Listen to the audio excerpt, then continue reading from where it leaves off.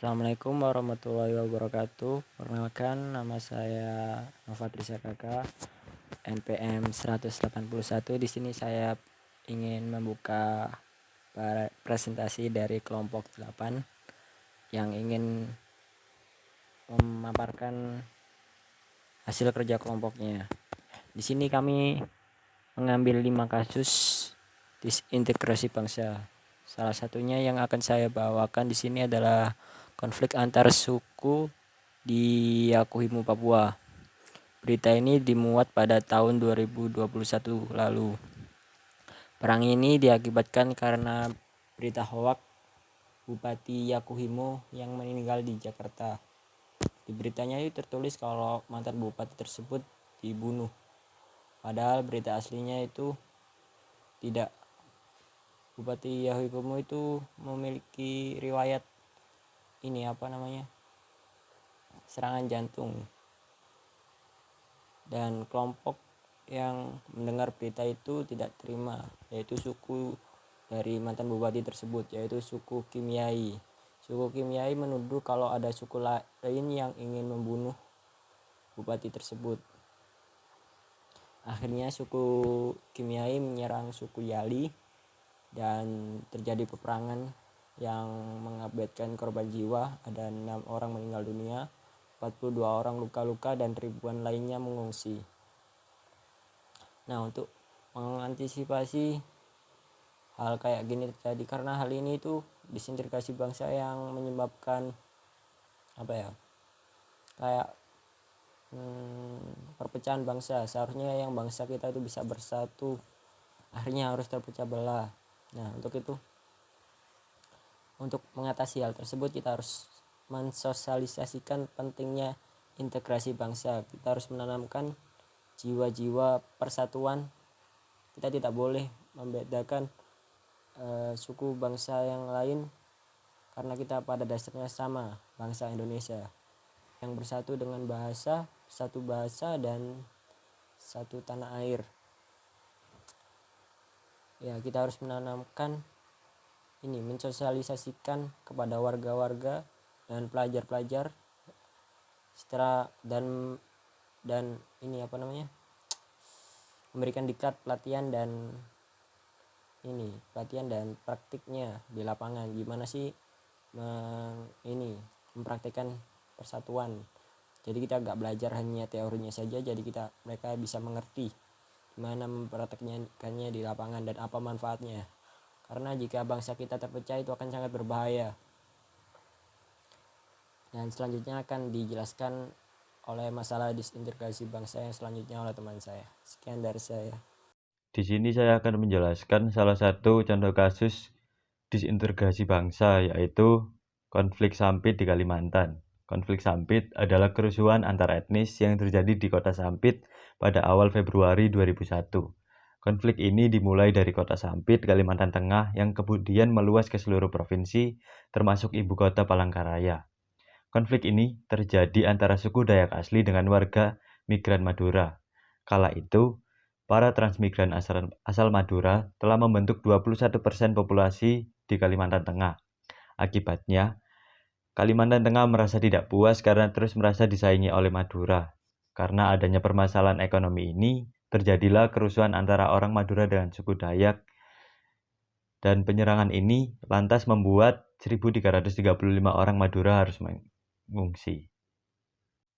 Menurut saya, cara untuk mengatasi konflik ini adalah dengan melakukan mediasi dari kedua belah pihak. Mediasi ini bertujuan untuk mencari jalan keluar yang saling menguntungkan untuk kedua belah pihak. Lalu, untuk para imigran yang menempati tempat baru, hendaknya harus menghormati suku Dayak yang lebih dulu berada di sana. Selain itu, suku Dayak juga harus menghargai para pendatang yang datang ke tempat mereka. Terima kasih. Assalamualaikum warahmatullahi wabarakatuh. Perkenalkan, nama saya Obrino Putra Wicaksono, NPM 176. Saya akan menjelaskan isi pokok berita dari pemberontakan Republik Maluku Selatan. Maluku saat itu adalah salah satu kota yang terkenal dengan kekayaan rempah-rempah. Karena itulah Maluku disebut Pulau Rempah. Maluku tidak hanya berdagang dengan pendagang Indonesia, tetapi juga negara lain seperti Cina, Arab, dan Eropa. Rempah-rempah yang melimpah membuat Mark menjadi daya tarik bangsa Eropa, yang kemudian memerintah Mark. Maluku sendiri dinyatakan sebagai salah satu provinsi Republik Indonesia 2 hari setelah proklamasi kemerdekaan Republik Indonesia diumumkan. Penyatuan merek dan Indonesia bertujuan untuk mencegah Belanda mencoba menguasai merek dan kekayaannya. Namun, setelah Maluku mendeklarasikan persatuan dengan NKRI, Manu Sama, salah satu pejuang RMS, mengatakan akan timbul masalah jika Maluku bergabung dengan Indonesia. Manu Sama juga melakukan pembicaraan dengan perangkat desa di Pulau Ambon. Dalam pertemuan tersebut, Manu Sama mengorbankan semangat anti pemerintahan di RIS dengan mengatakan bahwa orang Maluku tidak mau dijajah oleh orang Jawa. Pemerintah Maluku kemudian berjanji akan mendeklarasikan RMS sehingga resmi memisahkan Republik dari NIT dan RIS. Pulau utama RMS adalah Ambon, Seram, dan Buru. Alternatif penyelesaiannya adalah agresi militer. Akhirnya setelah menolak tawanan damai, pemerintah Indonesia memutuskan untuk melakukan ekspedisi militer yang dipimpin oleh Kolonel A.E. Kawilaran. 2 hari setelah Indonesia merdeka, Maluku bergabung dengan Republik Indonesia sebagai provinsi. Persatuan Markus dengan Indonesia dimaksudkan untuk mencegah Belanda mencoba menguasai Markus karena melimpahnya rempah-rempah. Manu Sama kemudian mengadakan pertemuan dengan perangkat desa di Pulau Ambon. Dia mengorbankan sentimen anti pemerintah di RIS, mengatakan orang Maluku tidak menginginkan penjajahan Jawa. Manu Sama juga menjanjikan deklarasi RMS agar Maluku lepas dari NIT dan RIS. Terima kasih. Halo semua, di sini saya akan menjelaskan tentang tragedi Kanjuruhan. Kronologi kejadiannya atau pokok beritanya dikutip dari detik.com adalah ratusan supporter langsung turun dan mengejar para pemain usai selesai pertandingan Persibaya dan Arema. Namun karena kesigapan petugas, para pemain langsung berhasil diamankan. Sebaliknya, amarah supporter semakin masif dan terlibat saling dorong dengan aparat. Masifnya supporter yang masuk membuat aparat kewalahan meski sudah dihalau. Karena terus melakukan perlawanan, aparat kemudian menembakkan gas air mata ke arah kerumunan supporter yang turun ke lapangan. Aparat juga menembakkan gas air mata ke arah sejumlah tribun yang masih penuh penonton. Akibatnya, kepanikan terjadi di tribun. Supporter kemudian berlarian menuju pintu keluar, sehingga banyak di antara mereka yang jatuh dan terinjak-injak. Sementara itu, asap putih terus mengepul dari gas air mata tampak di tribun stadion. Karena hal ini, banyak supporter yang kemudian pingsan, tak terkecuali anak-anak dan perempuan. Kaitannya dengan jenis integrasi adalah integrasi Indonesia merupakan landasan atau konsep penting dalam upaya mewujudkan persatuan dan solidaritas di antara seluruh rakyat Indonesia yang terdiri dari berbagai ras, suku, agama, dan budaya. Dan olahraga memiliki peran penting dalam upaya membangun integrasi ini. Khususnya sepak bola. Sepak bola dapat menjadi sarana yang sangat efektif untuk mengatasi perbedaan dan memperkokoh persatuan bangsa Indonesia. Lalu faktor penyebab disintegrasi ini adalah kericuan sendiri bermula saat para supporter Arema menyerbu lapangan usai timnya kalah melawan Persebaya. Banyaknya supporter yang menyerbu lapangan direspon polisi dengan menghalau dan menembakkan gas air mata.